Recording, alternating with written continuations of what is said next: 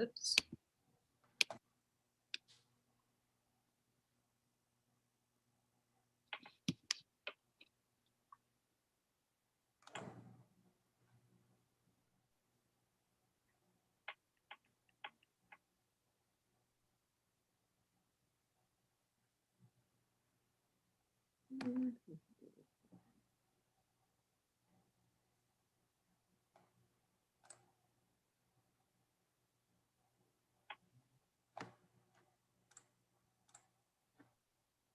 Oh no, that's not the one I want.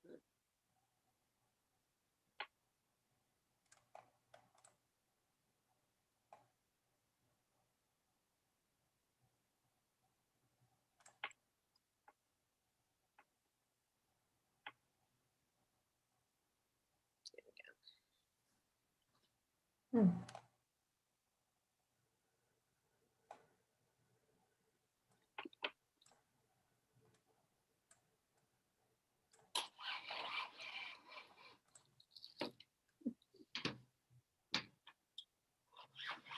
I think we're having, I just received message from someone who's having some difficulty getting into the meeting.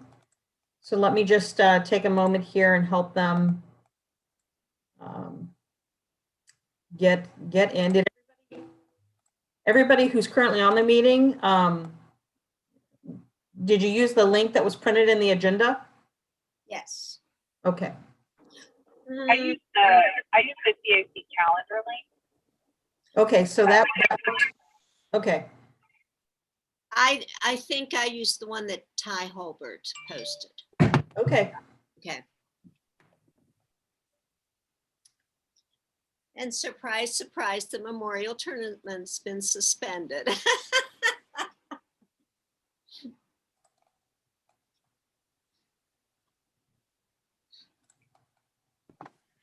Well, it's going to be 90 degrees for them tomorrow, so. Okay, it'll all dry up quick, won't it? Having taught in Dublin from just about the beginning of the tournament, I can hardly remember a year where it didn't get suspended at one point or another. I'm sure there were some, but.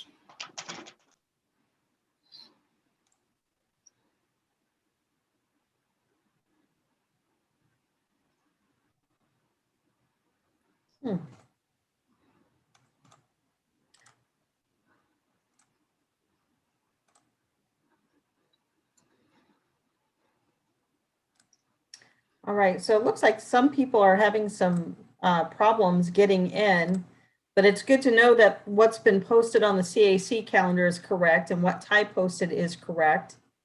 Some people are getting the message that the meeting is over. Oh. So looks like we've got. We were talking fast, weren't we? Hi, good evening, Larry. Hi, Larry. It's BJ. Maybe he can't hear you.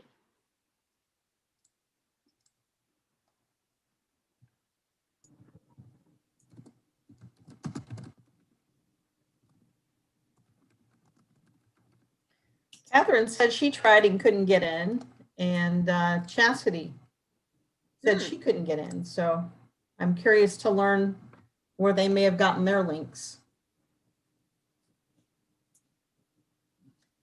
Hi, Catherine.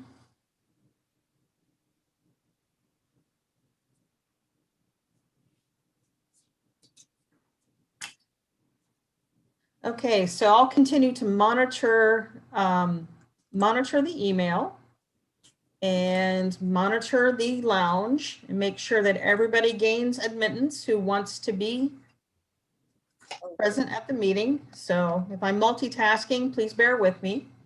But we are live at channelclintonville.com right now. If anyone, any attendees have any questions or would like to email in, please do so at commissioners@clintonvilleareacommission.org. Commissioners, plural, at clintonvilleareacommission.org. Okay, we'll go ahead and have call to order. And here is your formal welcome. Welcome to your Clintonville Area Commission, committed to the undertaking of the preservation of the values of the community through promotion, implementation, and recommendation to city officials.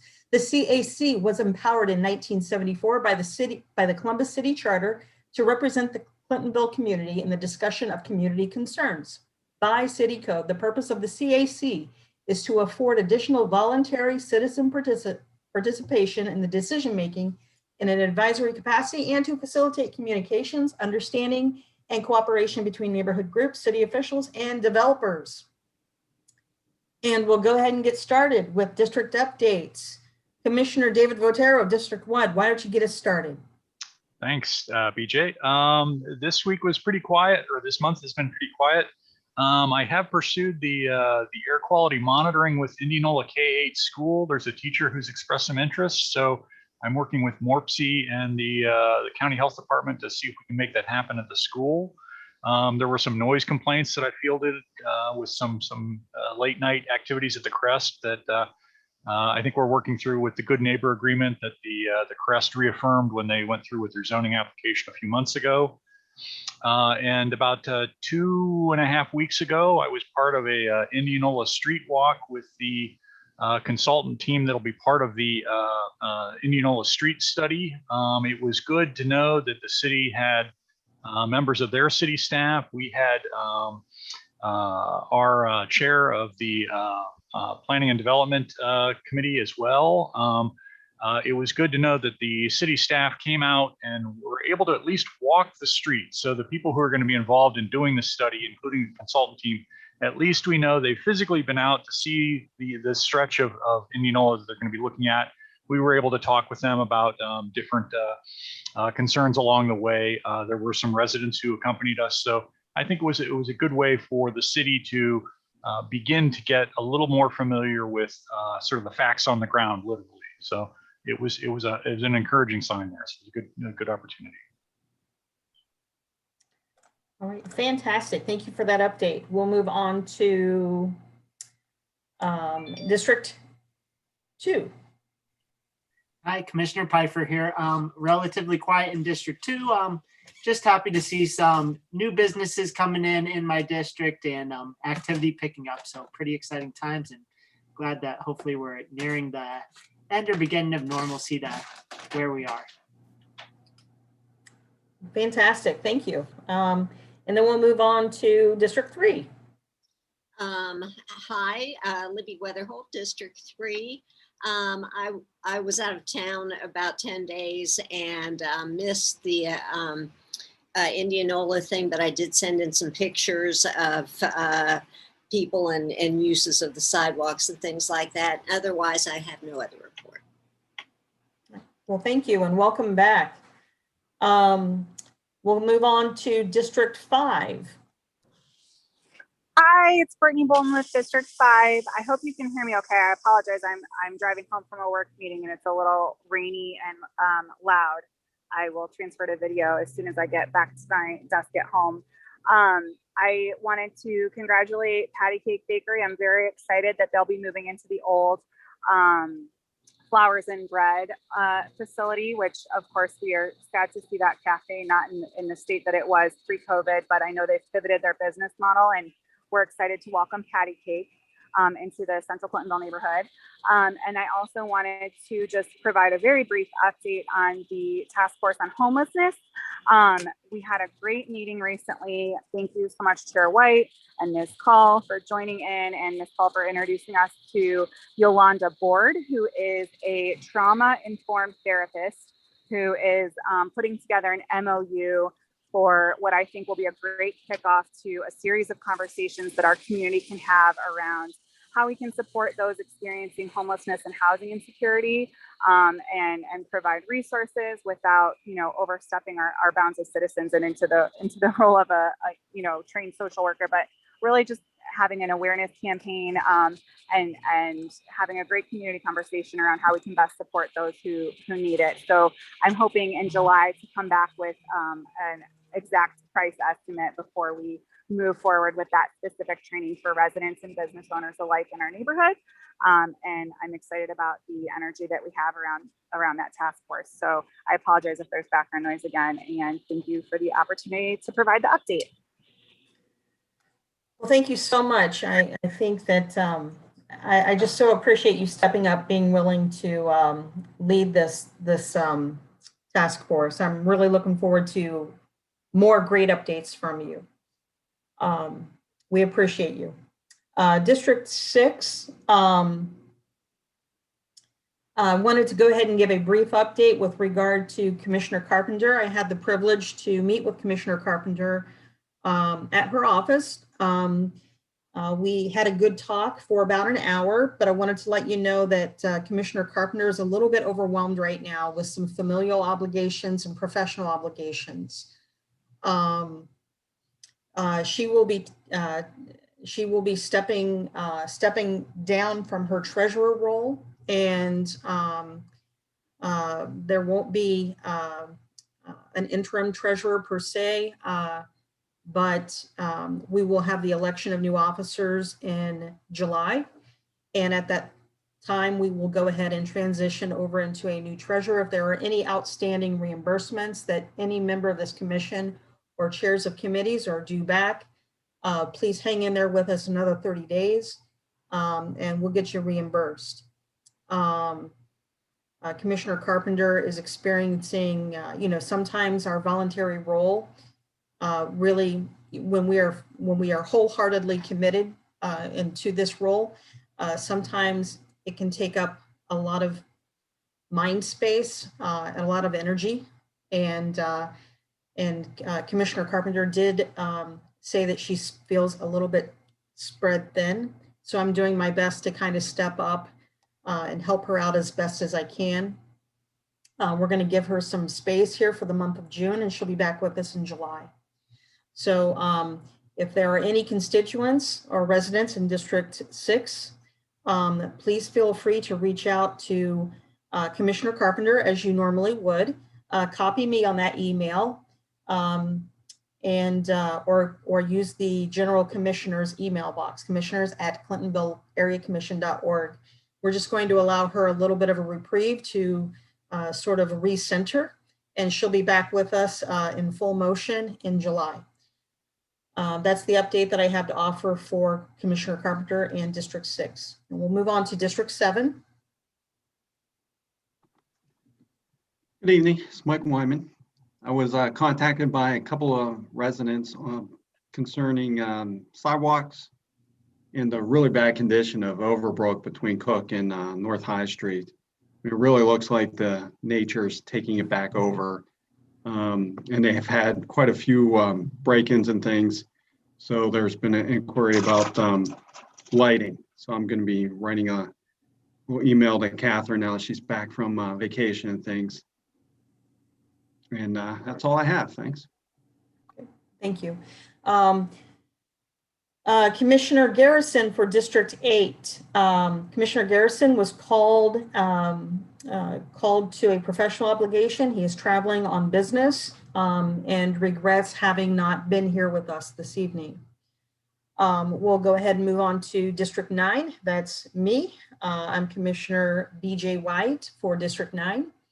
And the good thing is that we've, after several years of complaining about the railroad tracks and how bumpy they are using Lincoln Avenue, just east of Indianola.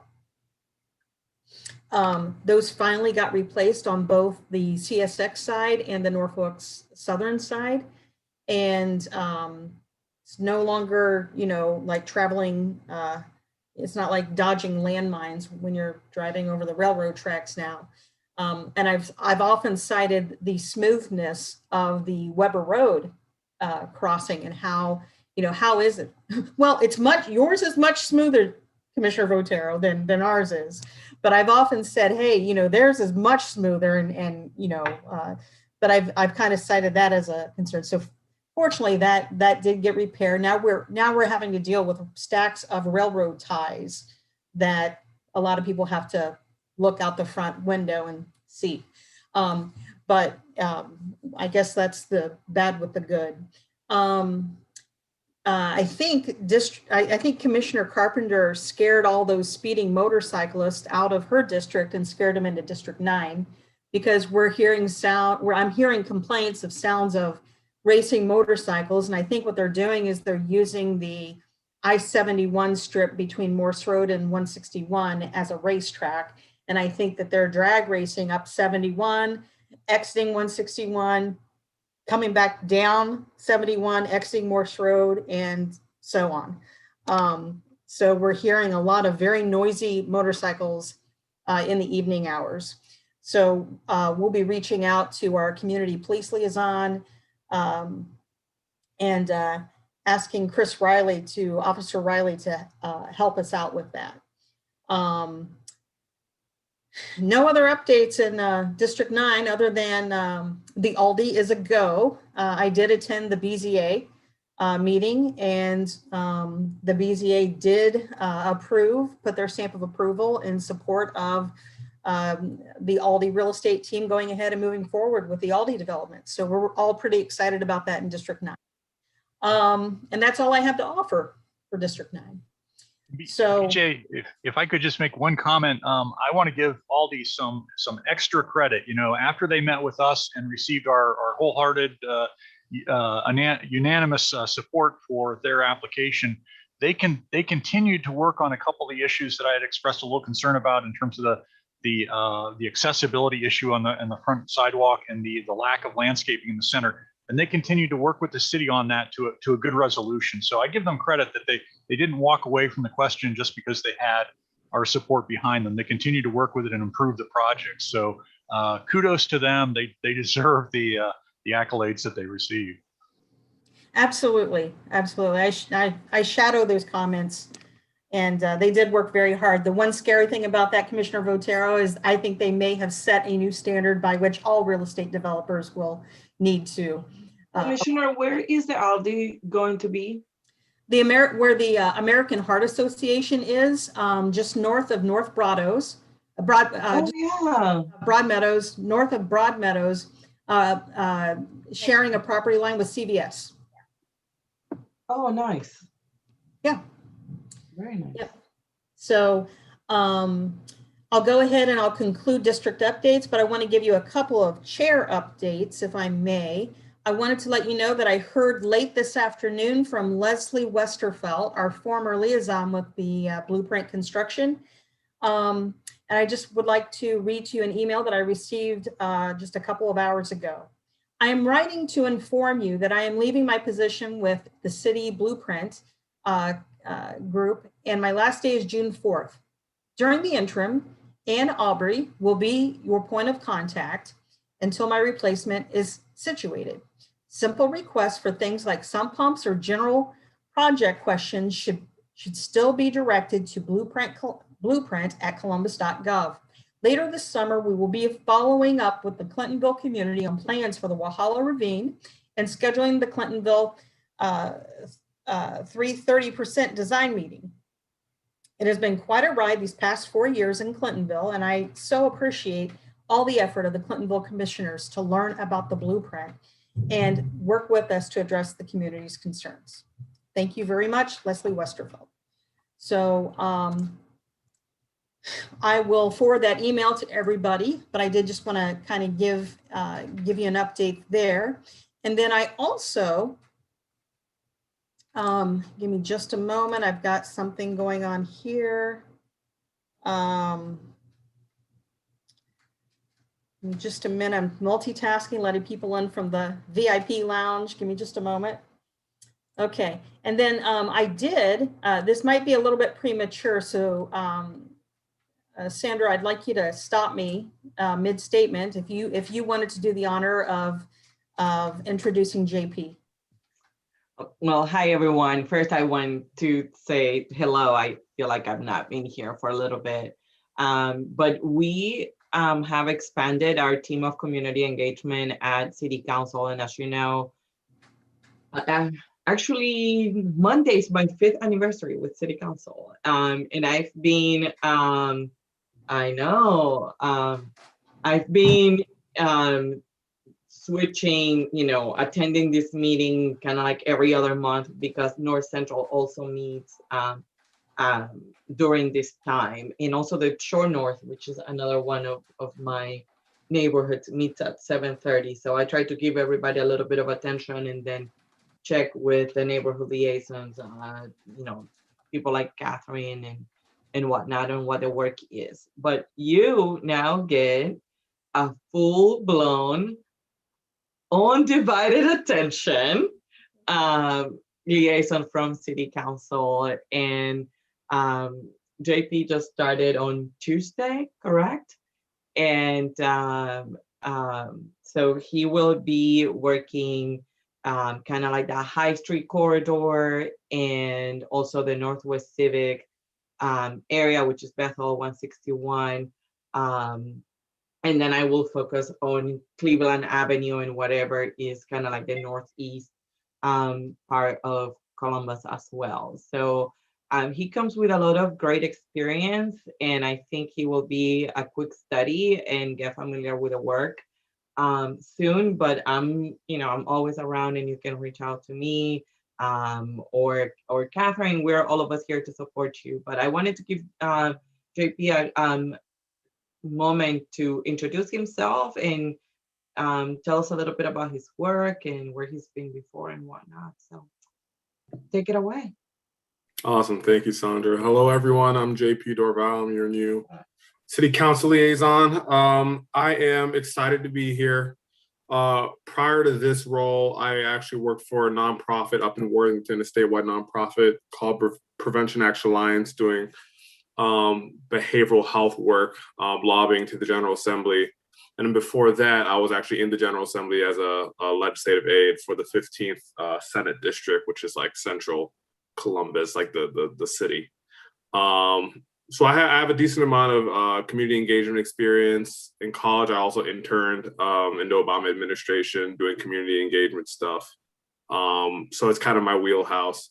So I'm excited to learn from you all to really figure out what the community needs are and to relay that information to City Council, and to also find whatever fixes or solutions I can provide to those problems. So just let me know. I'm an open book. Commissioner White, I will try to schedule a call with you at some point. I understand this is a volunteer role, but I would love to kind of sit down with you and really all the other district leaders as well, just to really figure out, what's currently going on and how I can help. So. All right, well, thank you so much, JP, and I apologize. I'm getting rain. We're having a torrential downpour right now in District 9. So there's your emergency weather. Thank you, the Memorial golfers, for bringing this weather on.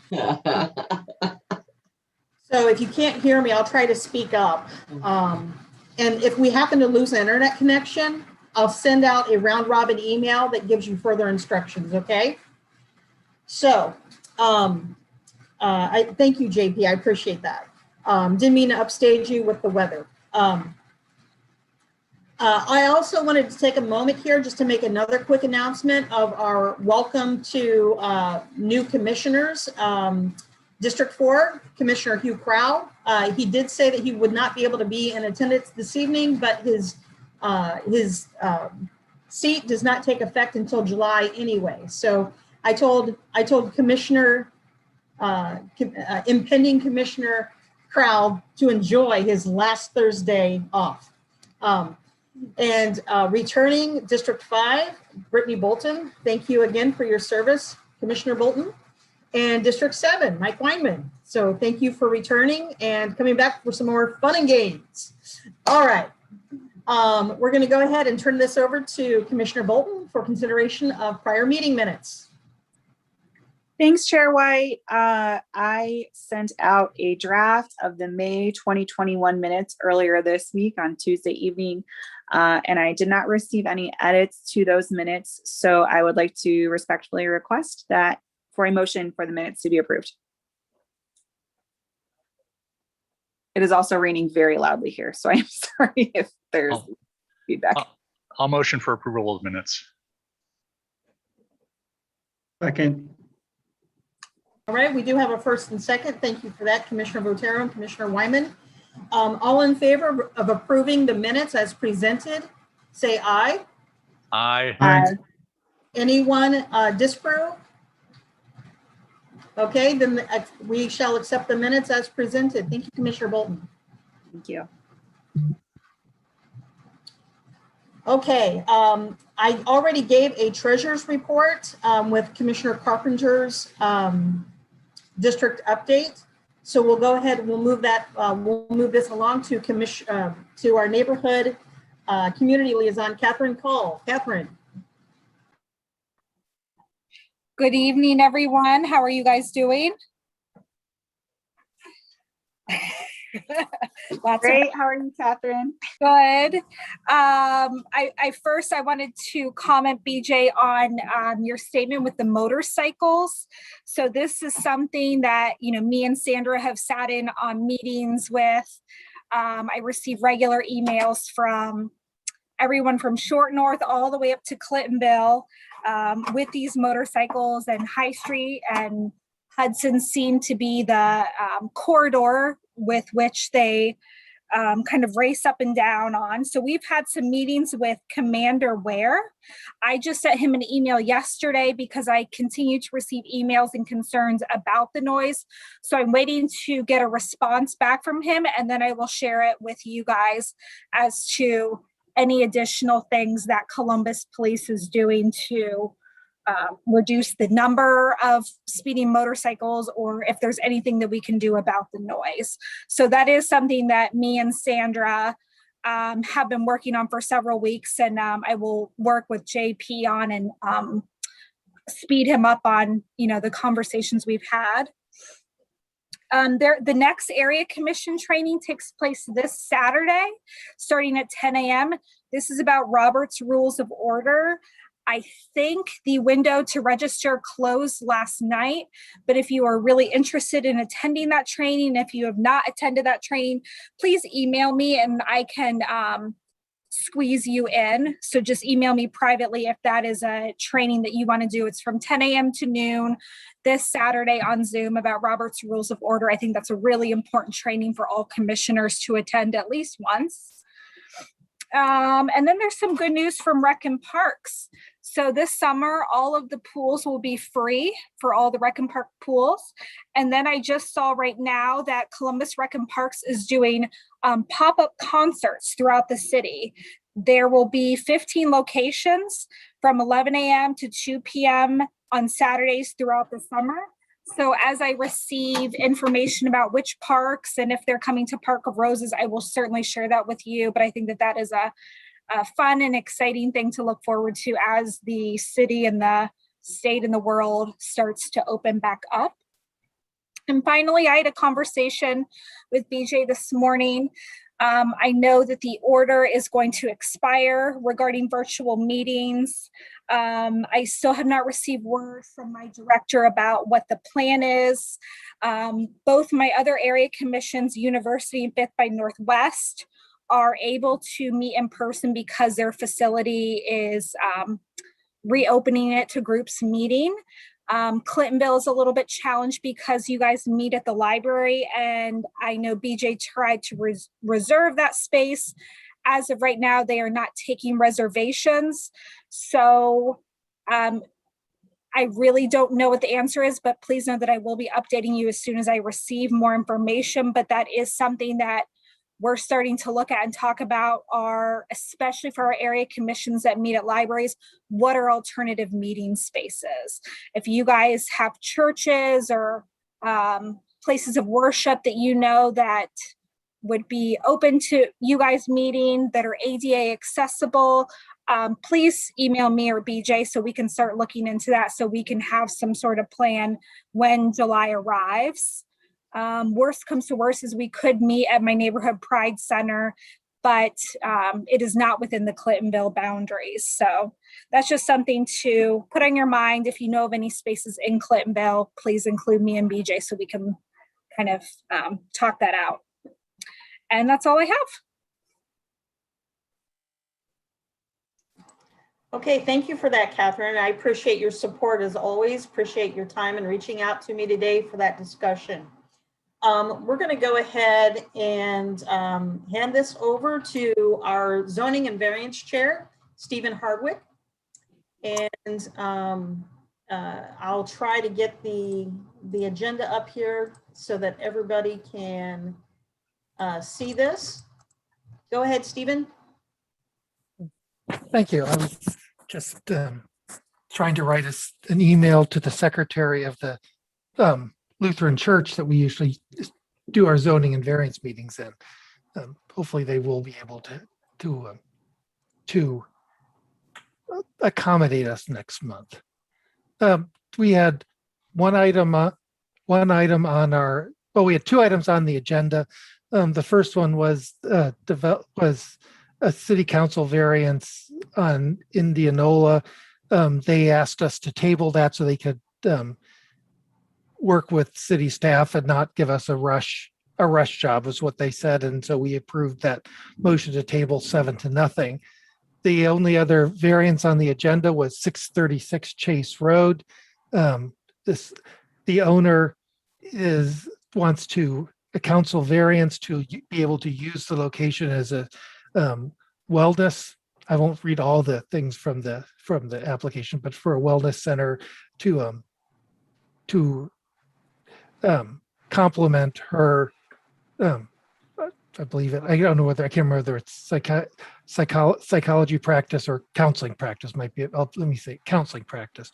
The attorney, and to do that, they want variances to allow that use in an R2 district, to leave the landscaping as it is. They have an issue with, or they are in a conflict between what the site triangle rules require and what the zoning code requires. And since site triangle is safety, that prevails, but I don't understand why you need a variance to comply with, from one part of city code to comply with another part of city code, but apparently you do.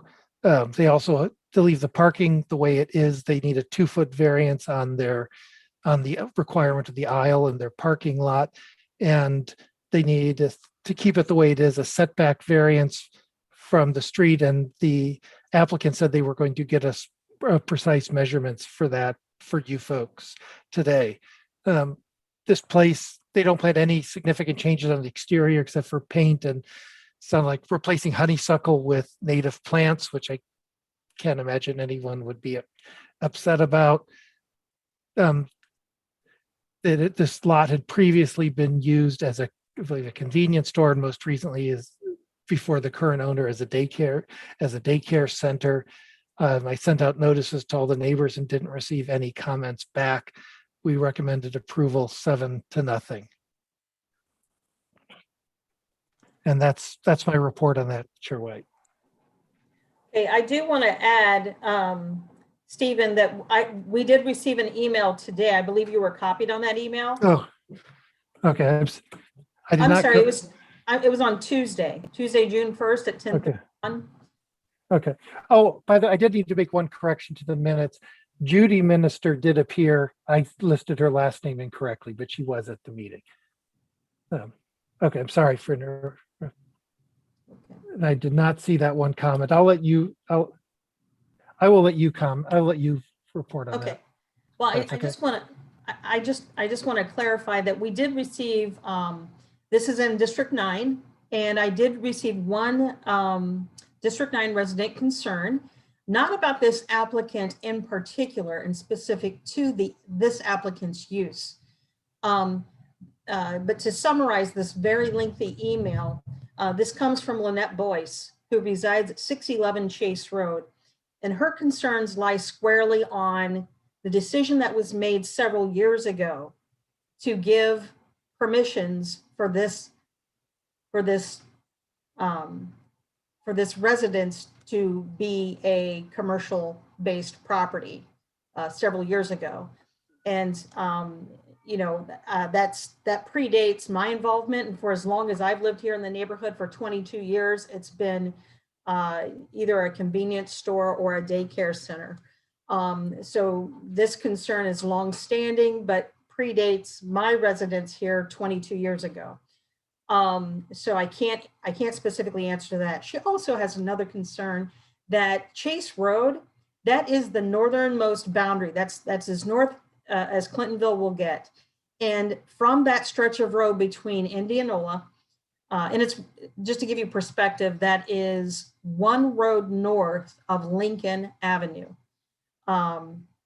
So Chase Road from Indianola to High Street has not a single stop sign.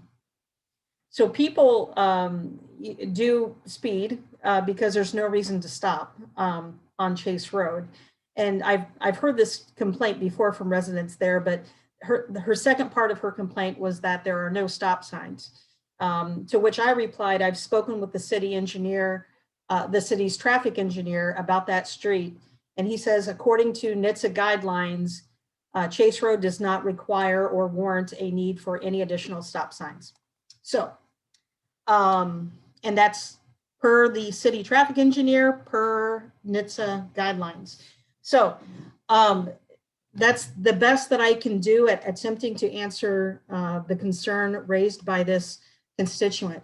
I'll go on to say that after further review and consideration of this particular resident's concern, I will vote in support for this proposed use for this space with the belief that this specific use will limit traffic to that area and will impose a landscape buffer upon which the applicant, which will make this a more friendly appearance as people round the corner to travel on Chase Road. The best traffic calming measure that we can possibly have within the city of Columbus is green space and tree planting. So this is why, this is in part why when we have a change of use variance, why the green up imposition is being put on applicants. So I just wanted to go ahead and say that for District 9.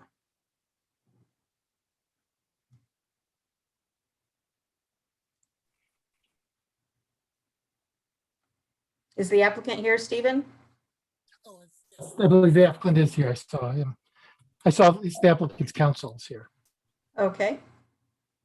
Mr. Price is here. Larry Price is the. No, David No. Ferry is the attorney. David Ferry is the attorney, Stephen. Yes, yeah, not. You know what? I guess they did not tell them about this meeting. We just checked the application to see what the who checked the email address on the applicant herself, who was BB Sinclair. I do not see the applicant here. Okay, are there any questions to be asked or any concerns to be expressed about this application from the commission?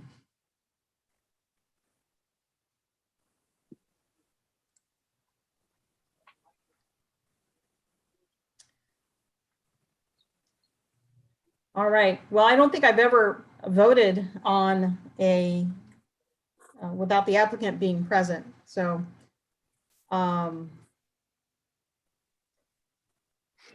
shall we go ahead and did the applicant have intentions to be here? Chair Hardwick? I had not heard. I assumed that they would be here. I had not heard either way from them. And when I send out the draft minutes for the commissions, you'll see them CC'd on the draft minutes that are sent. So they were aware that it was coming up for consideration. Okay. All right. All right. So is there a motion on the floor to vote for this variance? I'll move. Okay. Second. All right. Well, then we'll go ahead and call roll. District 1.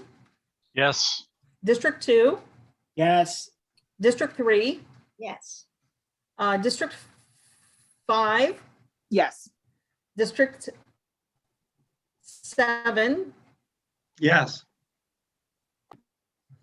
District 8. District 9 too shall vote yes. Did I get all the votes in? Yes. Okay. All right. Then Chair Hardwick, if you wouldn't mind, please notify the applicant that we have voted for approval. Okay, thank you. I'll do that. All right. Okay, Stephen, are you ready to discuss the bylaws change? Yes. And I tried to address the several concerns that I heard from the commission. The first one was just adding to the vice chair's job that they be responsible for the minutes. That made more sense than creating a new position, especially when vice chairs just basically sit and wait for the chair not to be able to do their job. It also, instead of, this is one thing that this is my suggestion, but I'm open to putting this back in the bylaws more directly. I know it's important to require training, but I was concerned that the city might do their training differently from year to year. We know what the regime is now. But so what I did is propose that the bylaws require that the rules include a training requirement. That way it can change. It's easier to change by majority vote. You can change the training requirement. It's not locked in the rules to be a certain thing. If the commission disagrees with that, that's something reasonable people can easily disagree on. It's just my theory of bylaws and rules are that bylaws are the things that are set in stone and the rules are the things that are put on paper. Might be and they're the things you want to be able to, you want some flexibility on. And it's your policy call whether you want to be flexible. And again, I would remind the commission that you control the rules. The committee can propose rules.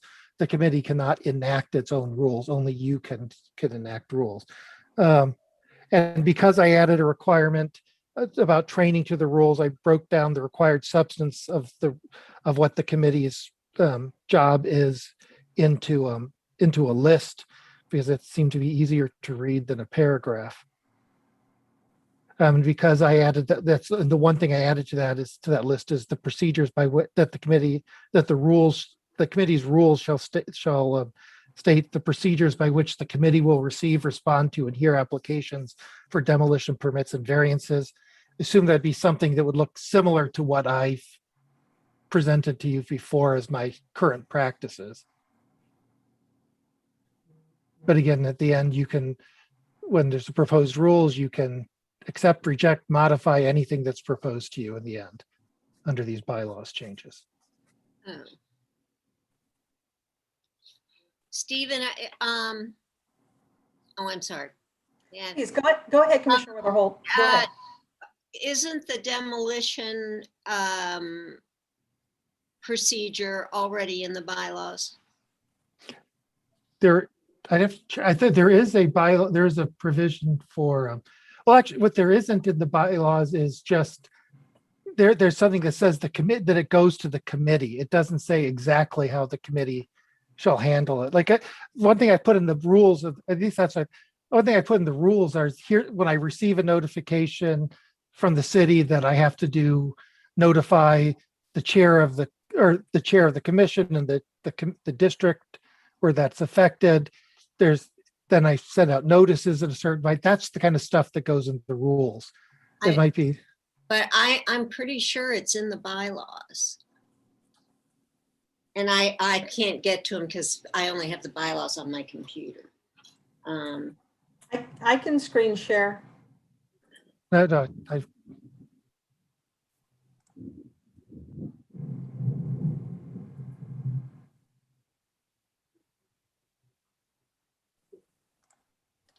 Give me just a moment. I'm going to pull them up from the website.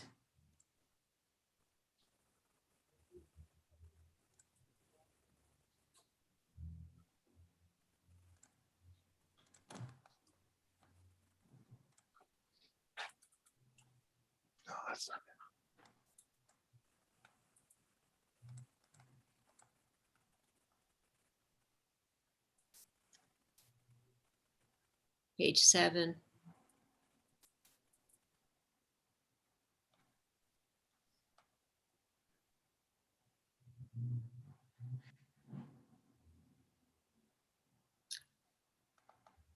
Yeah, B there.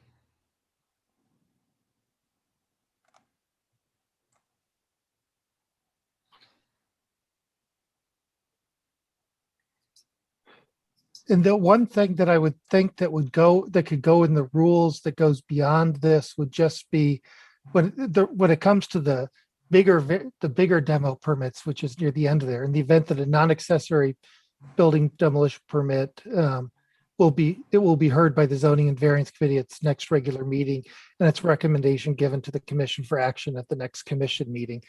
And could go in the rule. And again, you can leave this in or take it out if you want to, but could go into the rules are things such as when this is received, when the zoning chair receives this this demolition permit request, that within 2 or 3 days that the chair notifies the chair of the commission and the affected and the commissioner for that district. That's the kind of thing I think could go into the rules. Now, if that's too small, then you can take out take that out of there.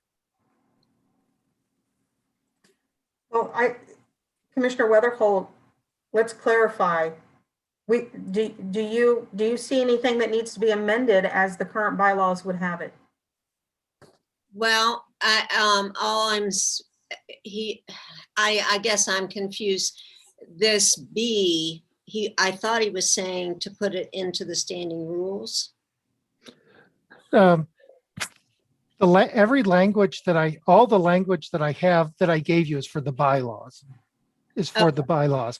And what these bylaws authorize is the creation of rules.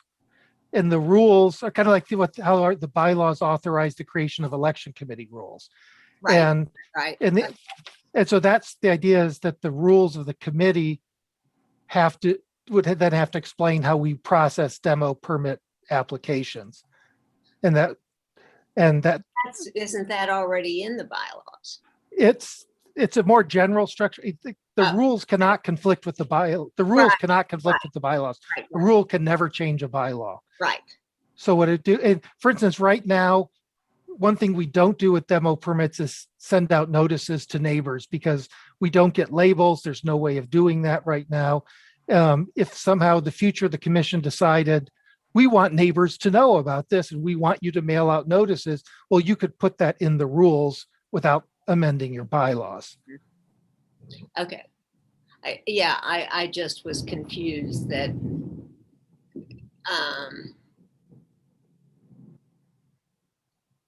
so everything that is on the proposed sheet that you're talking about is what you're putting in the bylaws. Correct. I have not given you any rule language. What I talked about months ago, I gave the commission a list of what my practices were. Okay. And I would assume that would serve the basis of the first draft of the rules. Okay. And that's clear now. I'm sorry, and it's been a while, and this has been a really crazy week, and I didn't really get to look at anything again. So thank you. Well, no, and I appreciate the questions, because if I can't explain it, it shouldn't be. You found something that shouldn't be done. Okay. All right. Are there any other questions for Chair Hardwick about the proposed bylaws amendment?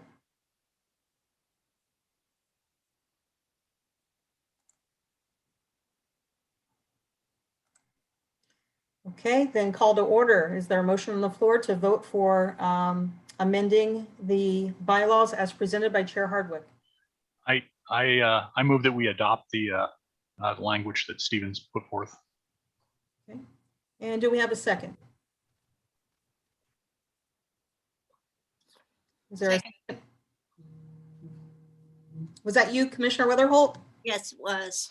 Okay, sorry. There's some rain that is distracting my hearing right now. Sorry. Might not have needed a second anyhow, since it comes from the committee. But. Okay. All right, then I'll go ahead and we'll call roll. District 1. Yes. District 2. Yes. District 3. Yes. District 5. Yes. District 7. Yes. And District 9, too, shall vote yes. And I want to say, on the tail end of that, yes, while we are adapting these, I want everybody to recognize that Chair Hardwick did this on his own accord. The commission did not hold his feet to the fire to make any changes, but in hearing the concerns, where there is room to optimize transparency, I think that Chair Hardwick took the ultimate step of leadership and took this matter to heart and made these changes happen on his own accord. And I want to just say thank you. Thank you for being a person of dignity and integrity and doing this on your own accord. Thank you, Chair White. And I again thank Commissioner Weinman for getting the ball rolling on looking at this whole subject. All right, fresh perspectives is always healthy, and it's good to lean into discomfort and find a resolve that is good for the whole. And I'm very, very happy that we were able to do this. So thank you. All right, let me get the agenda back up here and see what's next. Let's go ahead and introduce Larry Price. Larry, are you on? Larry? His square is there. I'm here. I've been multitasking. Okay. Wow, I thought I wasn't gonna be on for a little while longer. Well, we caught you. We caught you. Well, I'm glad. We are running ahead of schedule, my friend. All right. Well, thank you, Madam Chair. I greatly appreciate it. Let me pull up. Can I share screen? Oh yeah, absolutely. I was getting ready to share it for you, but oh, okay. That might be easier. Yep. It's easy for you. You want me to do it for you? Yes, and then and when I pause, you just change the script. Great. Okay, give me a minute here. Okay. I will do this. Oh, shoot. Okay. All right. All right. Well, thank you again, Madam Chair, BJ. I'm glad to speak to the commission. It's been a while. I was former special assistant to Mayor Como when he first came in office, so I used to visit the commissions a lot, and I'm a former commissioner with the Near East Area Commission for 12 years in my younger days. So I commend you for what you do. People don't understand the work that goes into being a commissioner. Now, having said that, a while ago, when they decided to build the stadium downtown, I was blessed to be at the table to say, what do we do with the old soccer stadium? Building a new one is fine, but we did not want to waste what we thought would be a good entity in the community. So convinced them to say, you know what, let's make it into a sports park. The mayor agreed. And not only should we make it into a sports park, but let's let the community tell us what should be in the sports park. So instead of bringing something to the community, we want to make sure that the community gets input. So therefore is why I'm with you this evening. We want to create park and recreation space around the historic Crew Stadium that's adjacent to the Ohio State Fairgrounds. We want to benefit neighborhoods, the city, and the region. Then go back one for me. Sorry. No problem. Well, maybe go back two now, I think. Okay, right there, next one, geography.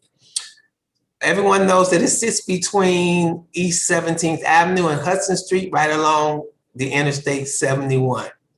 It's roughly 25 acres. And those 25 acres that the soccer crew will be utilizing the stadium for their own practice field and will also be used for small concerts. But with 25 acres, we have more than enough room to do the things that I'm about to show you. How will it benefit neighborhoods? This is a once in a lifetime opportunity to shape new green space, park space, and recreational programming. Over 200,000 residents live within 3 miles of the site. Milo Grogan, Wyland Park, Linden, North Columbus, Glen Echo, Indianola Trace, University District, and Clintonville. Not only within walking distance, but bicycle distance for a lot of our young people. Benefits for the city. The city will serve as a facility for youth and adult sports and provide more spaces for citywide sports and recreational programming. Benefits for the region. We will create a first-in-class tournament-grade sports and recreation facility to grow Columbus as a destination for regional and state tournaments and events. And what does that mean? Oftentimes I was asked, why is it that Columbus is in the center of the state, 2.5 hours from any direction, why we don't hold more tournament-grade events? I mean, it's an easy access versus going to Cleveland or Cincinnati or Toledo, especially Youngstown. It's because we did not have a tournament grade facility. We will now be able to host Ohio high school basketball tournaments, a variety of indoor things, gymnastics, because it will be up on that level. And of course, it will boost spending on our local hotels and restaurants and other attractions as we draw those statewide events. The two primary components, one is organized, and that will be formal sports programs, and the other would be informal sports and community park space. Organized sports means multi-use wood courts. And for those of you that can't remember, I can, playing on dirt, playing on concrete, and playing on asphalt, which is why my knees are not good today. Our children will be able to play on hardwood floors. That was only a dream of mine as a youngster, but now we would have tournament grade basketball courts indoor with wood floors. We'll have indoor field space. I also sponsored the Linden Eagles junior high football team for years. And when it rained, we were not able to practice. We will now have an indoor field space for our community that when it rains, it will not stop the ability for them to practice on field. We'll have meeting rooms and classrooms. The University Commission itself will be able to use some of the meeting rooms and classrooms if you want to expand and do something different outside of what you normally do when we get back to normality. And we'll have a rock climbing wall inside also. Well, outdoors, organized sport programs could include outdoor covered pickleball courts. And I didn't know what a pickleball court was, even though I was a senior citizen, and they tell me it's a slow down version of tennis. Well, it looks like I'm gonna have to try it out. Give me another 2 years and I will be there. But outdoor, and we did not want to leave our senior citizens out in terms of exercise and recreation and making sure that this space was available to them. We'll have concession areas. And what does that mean? Well, again, I told you I sponsored a Little League football team, and we would always try to sell hot dogs and popcorn and potato chips to try to raise money. Well, we'll have an official concession area stand where we can do those types of things. And we'll have tournament level synthetic turf field. What does that mean? That means that when I was growing up, we played on a lot. Some of you can't relate to that, but we played on a lot with sticks and stones and bricks. They will have a tournament level with synthetic turf for our children to play on. We'll have mixed use grass fields also. Not only will we have turf fields, but we'll have grass fields for our children to play football and soccer and touch and some of the things that the community can enjoy. We'll have outside basketball courts, so you have to go inside, that they can just simply get on their bikes, come to the sports park, and make sure that they enjoy themselves while they're outside. Then we'll have additional green space, outdoor courtyard, open shelters, and picnic tables. And the reason why I like the open shelters and picnic tables, I was chair of our church picnic committee for about 20 years, and we would always go down High Street, all the way down High Street, and we would go far out Livingston Avenue to hold our picnics. Well, you will be able to, our community will be able to have a top-notch open shelters and picnic tables where we can come and have picnics and enjoy the outside. It'll also include walking and bicycling trails with exercise stations. Why is that important? Because we know health is a very important issue in our community. The more exercise that we get, the more healthy it will be. So we'll make sure that we'll have walking and bicycling trails. We'll have playgrounds for our children to play on, and we'll have splash packs. So when it gets hot in the summer, that our children can play in a safe environment. And we'll have skate parks also where our children will be able to skate. How are we doing this?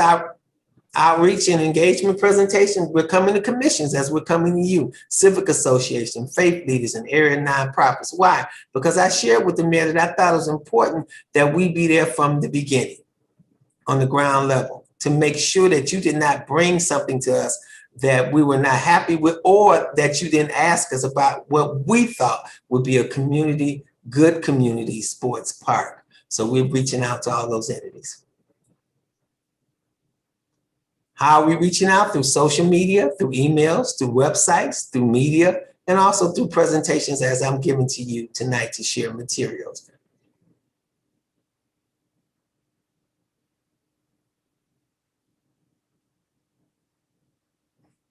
Your clicker ain't clicking?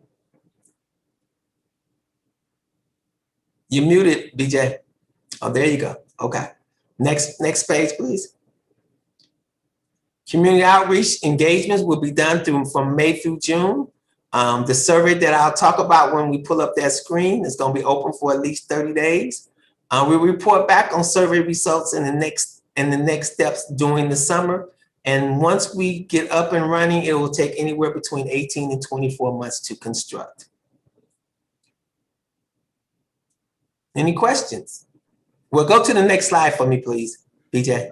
All right. Now, I've shared with you a lot, but be clear, nothing's in stone. Several of us got around the table and said, what are some of the things that we'd like to see in a community sports park? And we shared that with you, but nothing's in stone. So as I take this presentation to commissions, I'm hearing a lot of good ideas, a lot of good suggestions. Why don't we have a space for gymnastics? Well, we will create a space for gymnastics, but we need to hear that from you. Somebody said, why don't we have a swimming pool? Well, if you think we need to have a swimming pool, then you need to fill out that survey. I'm taking notes as you share with me your questions, but make sure you go to the survey and you see on the screen, take the survey. You know, I pleaded with them to let us be at the table from the beginning to have input. I plead with you to take time out to take the survey. Give us your thoughts. Give us your ideas. Do not say after the fact, after it's built, why didn't you include A, B, or C when we gave you plenty of opportunity to have input? Because that's usually what they do. They usually build and then ask us. Well, they're asking us first and building second. So the survey is on the screen. And I think I've sent you this presentation, Madam Chair, that you can send out to all the members so they can have this presentation. And now I'll open up for questions. And I'll do you one better, Larry. I'll go ahead and ask our tech and PR chair to share this on our social media outlets as well. Okay, great. All right. Thank you for that presentation. I'm really glad that we were able to get you on the schedule this month. And thank you.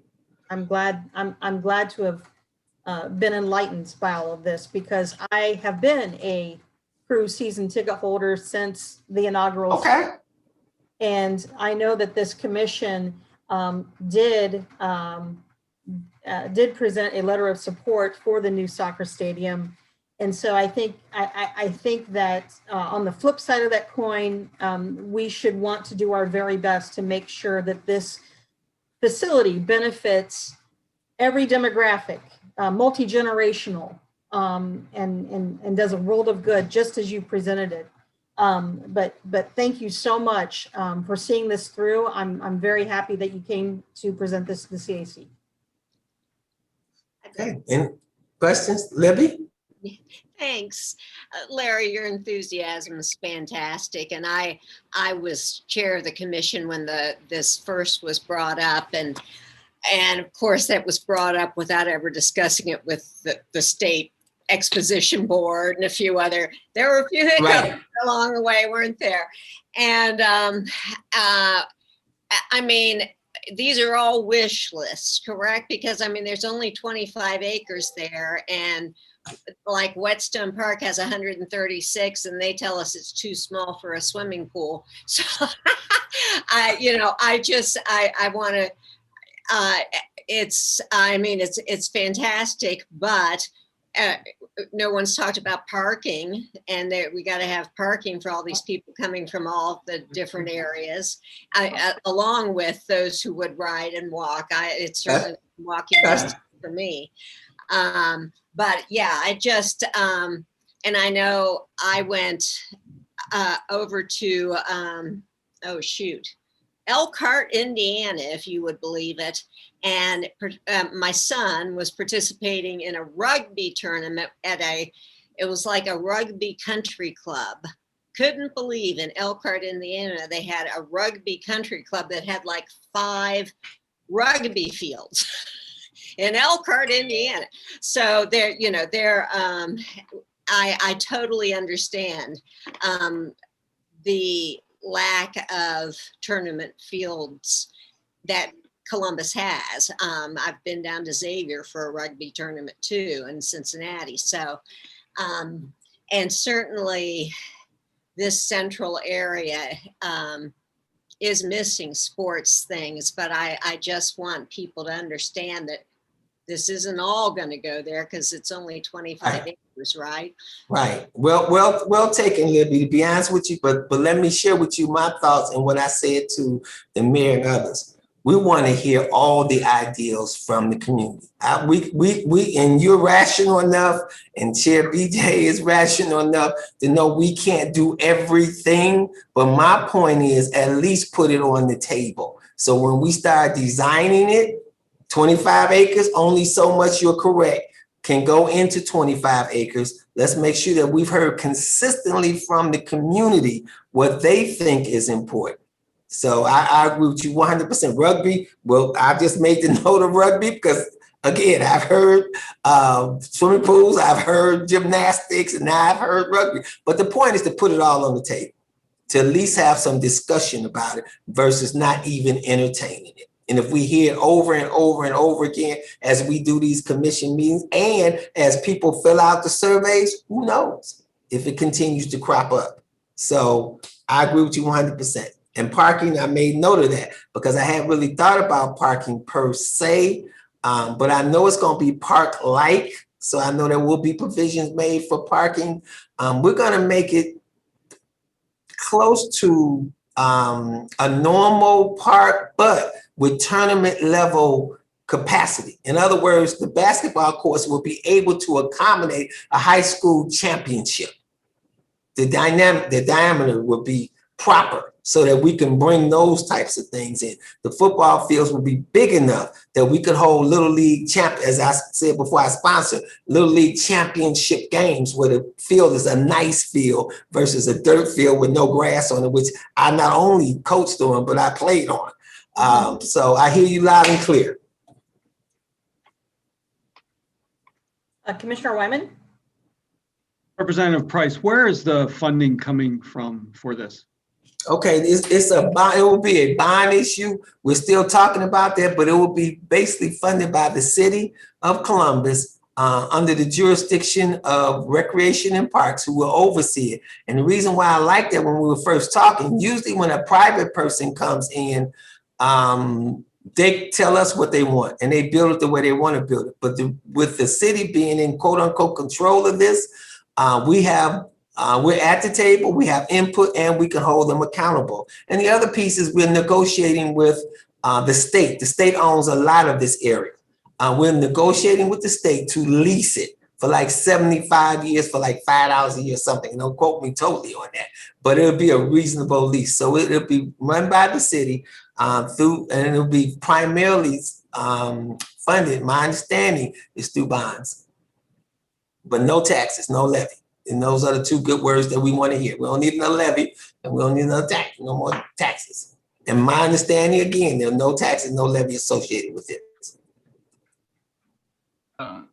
And thank you, Wyman. All right, Commissioner Votero?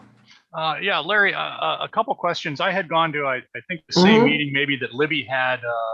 That was probably a few years ago now, just after the crew decided to build a new facility. They were going to be leaving that, and there was a discussion with not just ourselves, but people from Linden and the University District in terms of those commissions weighing in on what they wanted to see. And it's clear that the focus here is, as you said, it's developing a regional facility here that can have these tournaments and that sort of stuff. I guess one of my worries that I still am a little bit worried about. I think it's a wonderful thing for the city to have something like this, but I'm worried that it may displace the local investment in traditional parks. My area of South Clintonville is kind of hard pressed for actual access to walkable parks. We're adjacent to Glen Echo Park, which really receives very, very little upkeep or maintenance from the city. But it's a well-loved park because it's the only crumb of green space that we really have. The only other thing that borders my district is Portal Park, which is easily the smallest piece of parkland in the district.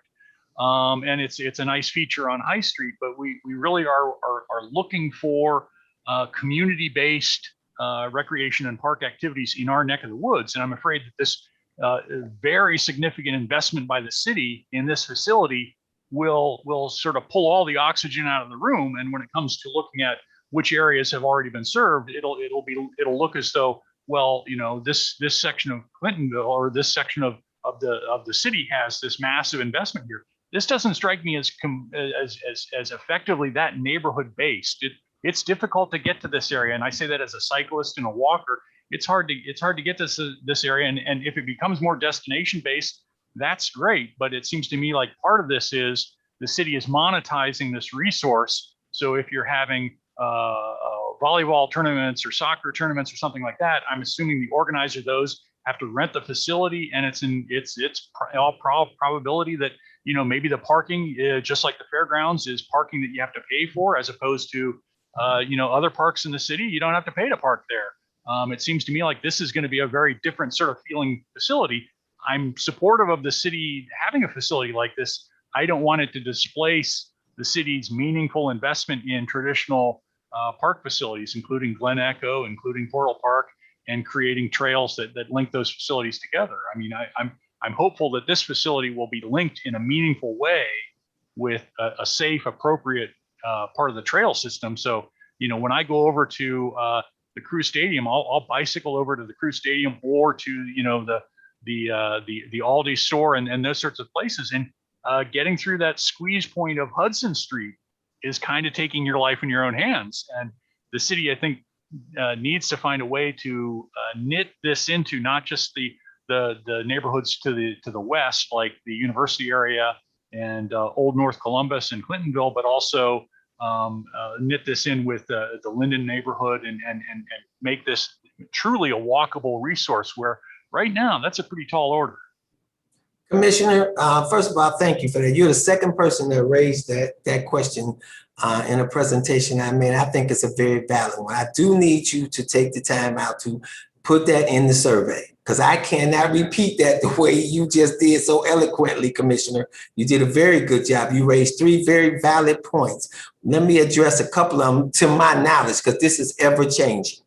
I do know that there's going to be some work on the streets that surround the Crew. Now, I don't know the specific names, but there's some conversation about working on the streets so the access is better. I do know that conversation is being had. So that's number one. Number two, to my understanding, again, it'll be designed more like a park. So I don't think there'll be paid parking per se, but that's a good point to raise to make sure. I know they're trying to design it to be as much community friendly. That's why we gave it the name Community Sports Park versus Sports Park.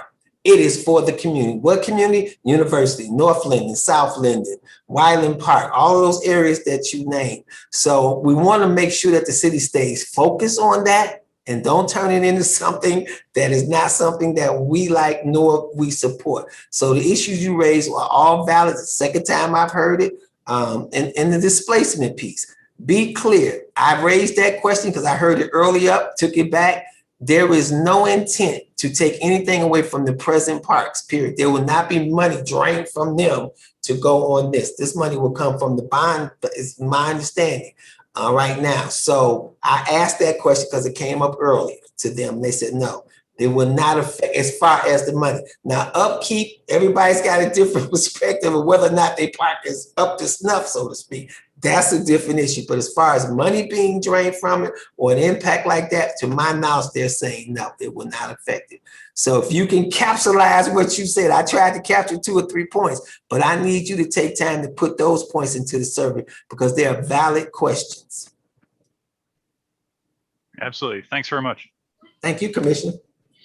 And Larry, we'll be sure to, I think I think Ty Holbert is here present. Please, let's get this survey link disseminated to all of Clintonville using all of our social medias. Commissioners, please be a responsible steward of that link and get that shared among your constituency on your email lists. Let's get that out there because we know how important it is, community engagement and getting feedback before the backhoe hits the soil. So anybody else have any questions for Mr. Price? I just have one simple question. Thank you, Chair White, and thank you, Mr. Price, so much for spending your time with us on the CAC tonight. I'm excited about the opportunities that this project presents. As a mom of 2 small children, I'm always looking for ways to exercise them, and really appreciate the Parks and Rec facilities that we have in the neighborhood. But one quick question is, can you share what is the closest bus line or public transit access point for this space? Well, good question, because Chairman BJ might be able to answer that one better than me, because I'm not a big soccer fan, to be honest with you. I went with the mayor. I was special assistant to the mayor, and when we brought the team here, we went to the very first game. So I've been to one, the very first one in 2000 or whatever that was. So BJ, do you know? Yeah, there's a Coda bus stop right on Silver Drive as on the inlet to Lowe's. Okay. Thank you. And some of the road work that they're talking about is that Hudson Street. I think they want to call it a boulevard or something, but I haven't seen any plans for that yet. Well, let me, if I may, talk quickly about that. Hudson Street will be redone. We're in the process of working on that now. But what was shared with me was some of the smaller streets that's wrapping around the soccer stadium. You know how I have been through those where you start on, what street is it we start on? Hudson, and we go to 17th. Oh, yeah, if I'm not mistaken, I've taken that path. But they're talking about reworking those to make them a lot more accessible and easier to maneuver than they are now. I do know that those streets in particular, what they were talking about, making those better, to Commissioner Davis' point. So it'll be easier to maneuver. I was just trying to think the people who should benefit the most are the people who live the nearest. And if I'm a kid who lives on McGuffey Road, you know, how am I safely going to be able to navigate over or under alongside of 71 to get to my swimming pool or whatever? So yeah, that's probably going to be the steepest climb on this. Okay. With no more questions, then again, thank you, Chair White. I appreciate the invitation. I appreciate the time, but I'm excited about it because I've been here a long time, and I'm part of it because I've sponsored a little league football team, and we've had to play in various places on dirt, literally sometimes, to practice, and even with basketball. So I'm excited about what I think. And then this violence, as we all know, this violence is just out of hand, from the deaths, the murders, the shootings, the violence in particular. We've got to give our children some options. And my hope is that this will be a place, a safe place. And that was one of my first questions. We're going to make this a safe place where our children can go play football, basketball, soccer, whatever, in a safe environment, and sort of pull them out of that other environment. So that's why I'm a little excited about it. Hopefully it's another option. Well, thank you so much, Larry, for being here. Thank you. All right. Okay. I think because of, we had originally had slated Judge Mingo from Environmental Court to be here. And then we had a scheduling conflict that was brought to my attention at the last minute. So she'll be here next month in July. And so that freed up a lot of space. Does anybody have anything that they'd like to have entered into open discussion? BJ, is Chastity still on here? Yes, she is. I skipped over her, so she was supposed to speak at the end of my announcements. Chastity has some updates that she needs to share with you guys. Oh, welcome, Chastity, please. Hello. Thank you. Thank you, Catherine. Sorry about that. Chastity, we're giving you time only. Well, I'll try to keep it as short as possible. It's really only one update. And I believe Catherine may have shared it at the last area commission meeting with you all. I unfortunately wasn't able to attend. And so I know that there's been, so for those of you who may not know, my name is Chastity Barham. I serve as an assistant city attorney in the Columbus City Attorney Zach Klein's office. I serve as an assistant city attorney in what's known as our zone initiative. We primarily handle public nuisance abatement actions in our shop. And so I serve as the assistant city attorney for Zone 4, which consists of Clintonville, Linden, University area, 5th by Northwest, and the North Central area. And so just to provide just a brief update, we filed a public nuisance abatement action against the Burger King that's located at 3330 Indianola. And that was based on the graffiti that was present there and that hadn't been removed in a timely fashion. And so we set that matter the case was set for a status conference on May 4th. And that's simply just a check-in that we have with the magistrate and code enforcement, as well as any parties, any defendants that come in, just to discuss the condition of the property, if the property owners have a plan to remedy the violations that are there. And so while I initially heard from a gentleman from Burger King's property management team, no one actually showed up at the last status conference. So as the property, from my understanding, as it remains in violation of the Columbus City Code, we are going to move forward with an injunction hearing on June 28th at 11 a.m. So if it is still in violation by the time that hearing is set, we will move forward with an injunction hearing on that day, unless we otherwise hear from them about a plan or a course of action to remove the graffiti from the premises. And so just to very quickly, just to provide to you all a little bit about what we do. So like I said, we primarily handle public nuisance abatement actions in our shop. So these are cases that are filed against properties, be they residential or commercial properties, where either there's code violations such as exterior or interior violations occurring at the premises. We also file cases against properties, be they residential or commercial, where there's a pattern of criminal activity occurring, specifically crimes of violence, criminal gang activity, the use or sale of narcotics, or prostitution. We also file cases that are a bit of a combination of code violations and criminal activity as well. So we're able to file a public nuisance abatement action. For cases involving criminal activity, we are actually able to ask the court to declare, not only to declare the property as a public nuisance, but a potential remedy is the possible boarding up of the location for up to 1 year. And so since we have a little bit of time, I'll just provide just a little bit more information.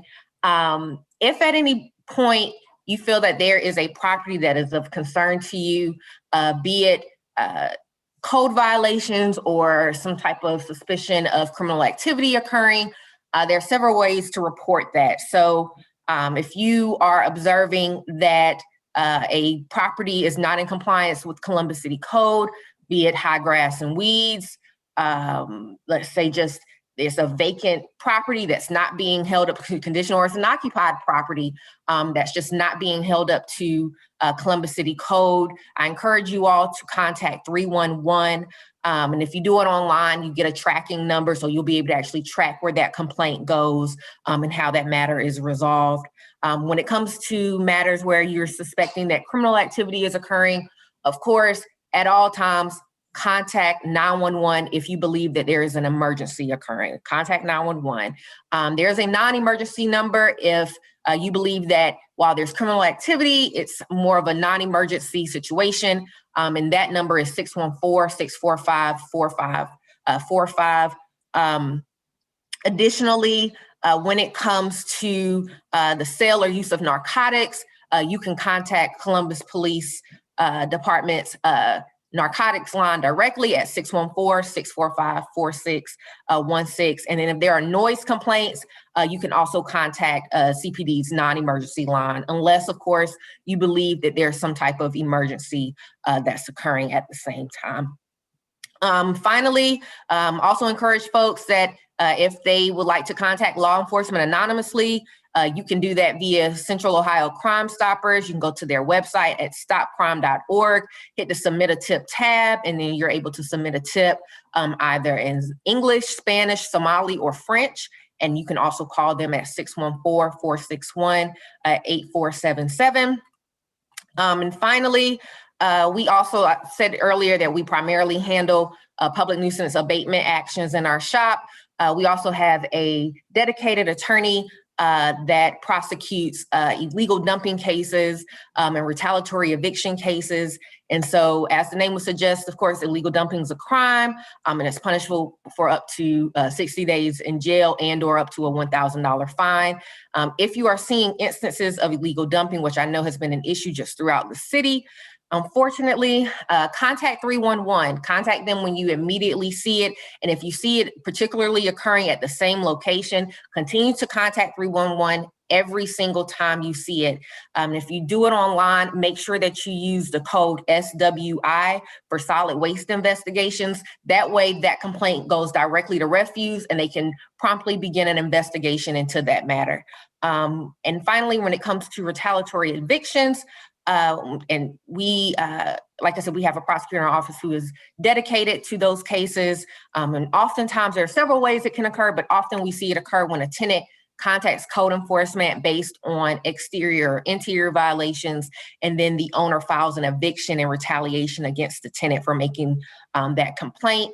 And so if you know a community member that is at risk, or if you are at risk or have been the victim of a retaliatory eviction, you are encouraged to contact Cassandra Skurlock at Code Enforcement.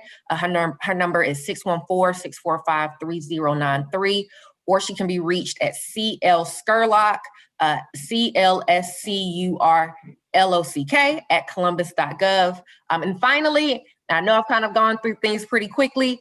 At any point in time that there is a property that is of issue, or if you just have a question, please follow up with me. So if there's a problematic property that you just don't really know which agency to contact, give me a call. My number is 614-645-5346. I can also be reached via email at chbarham, BARHAM at columbus.gov. You can always follow up with me, be it if you have any questions about which agency to contact, or if you've already contacted the agency, give me a call to follow up with me.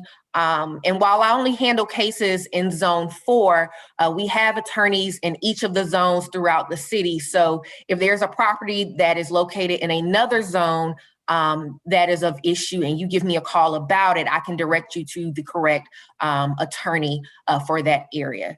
So that is it for me. Does anyone have any questions? Woo!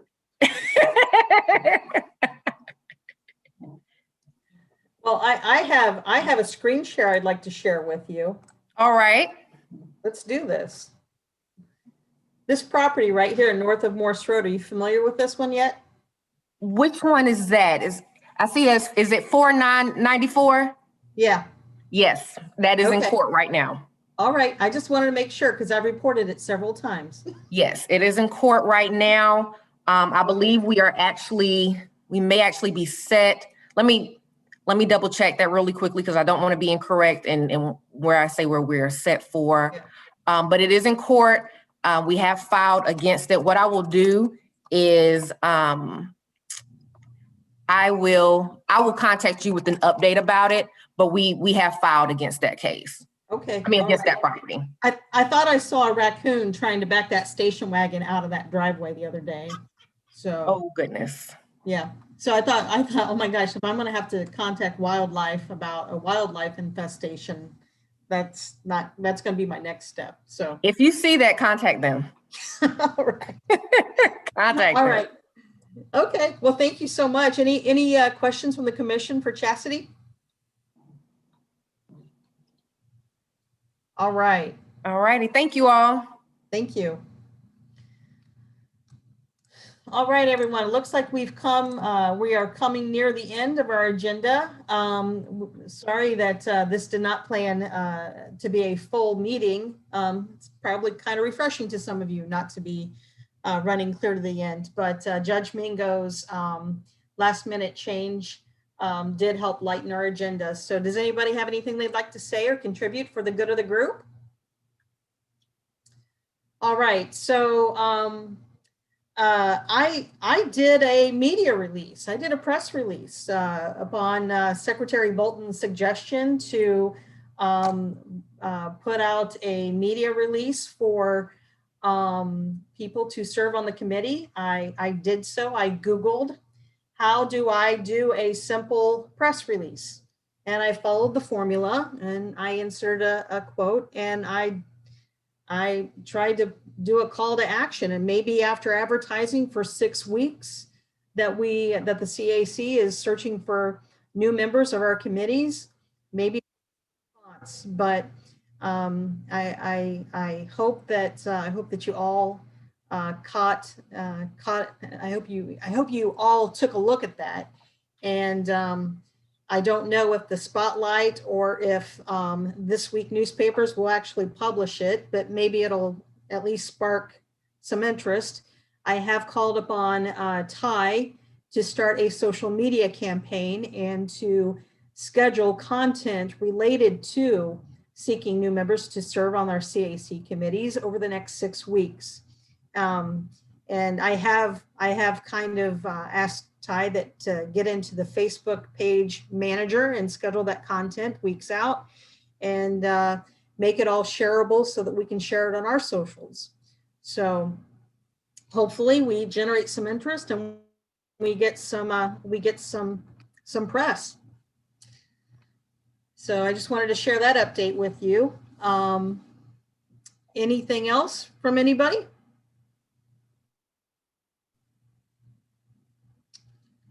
All right, then I guess with that silence, is there a motion to adjourn? Yes. I'll second. All right. Thank you, everybody. Have a great month of June, and I'll see you all in July.